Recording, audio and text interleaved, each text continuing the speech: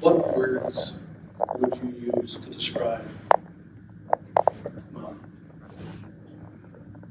Beautiful, strong, smart, loving, kind, generous, self-sacrificing, determined, classy.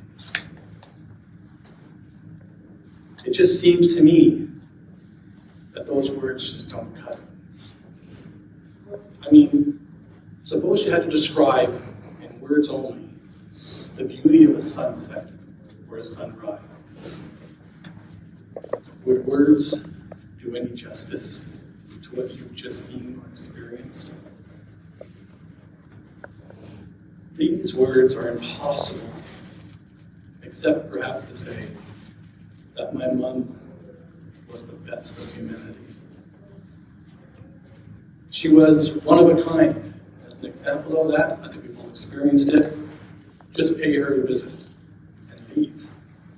Because that's the important part too. When you left, my goodness, you notice behind you, she's still there. I'm driving down Simpson Street. She's still there. I reach the stoplights, look behind me. She's still there. And until that light turned green and I turned right, she stayed there, watching me. She said it was because she never knew if that's the last time that she'd seen me. We all had that happen to us. But did you know there were some things about Mom which I didn't know at first? Did you know that she actually was a graduate of business college? This is the 1950s. A woman graduated from business college. How strong it must have been for her. Did you also know that she was a model when she met my father? My mom was absolutely so giving. She'd pass a homeless person on the street without having money in her pocket. She'd go to an ATM, take money out, come back to that homeless person, and give them money. She couldn't pass them by.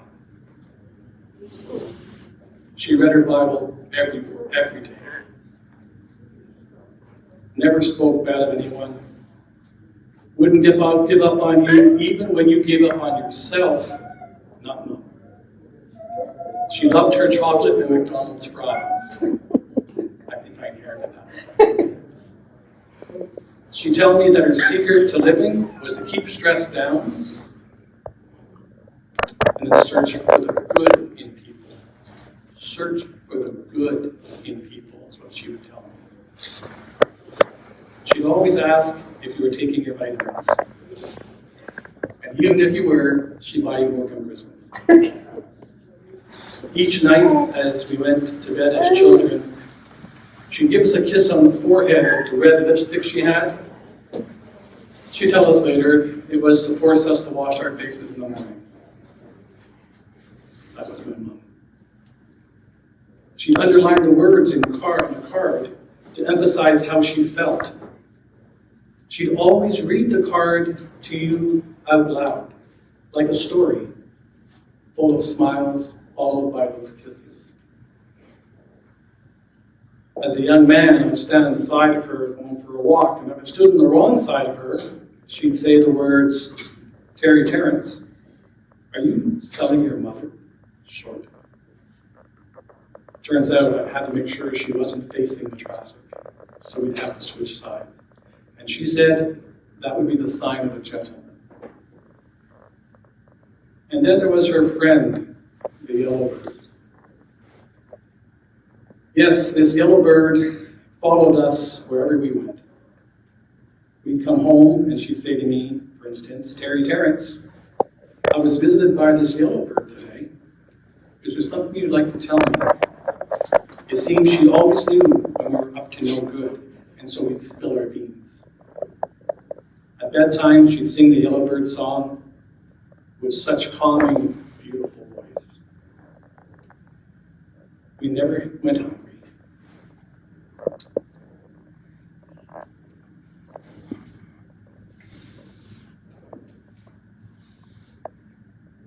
never had holes in her clothes or shoes.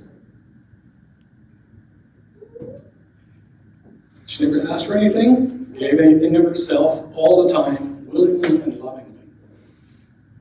But I also called her once my Forrest Gump. Some people didn't know.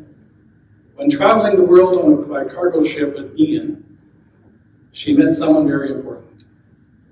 While in China, Ian and Mum were in a lobby of their hotel. Ian needed to have access to the internet to do some banking, but the internet was down in their room. While Ian was making a pretty big fuss about it, when this man approached them and asked them what was going on, asked Mum specifically.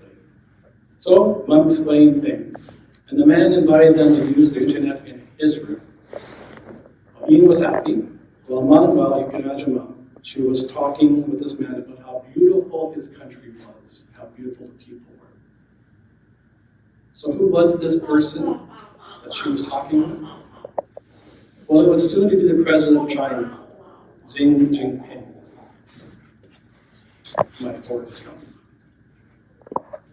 Each of us here knows Mum just as well as I do.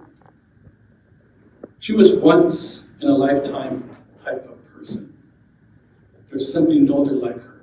Now I know people will say it all the time, but we all know it to be true. God waited 86 years for Mum.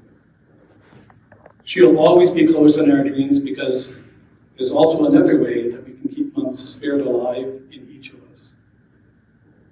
By doing the things that she taught us to do. By being gentlemen, ladies, thoughtful of others, always smiling, always listening, always caring, never giving up on each other, and never forget that there's nothing wrong with a touch of class. But if there's only one thing to remember about my Mum, it's how much she loved us individually, personally, completely. We will all miss that wholesome love so very much. So you see, words simply cannot describe her immense beauty. I love you, Mum, with every breath I take. And I'll never forget you. How lucky I am to have had a Mum, a role model,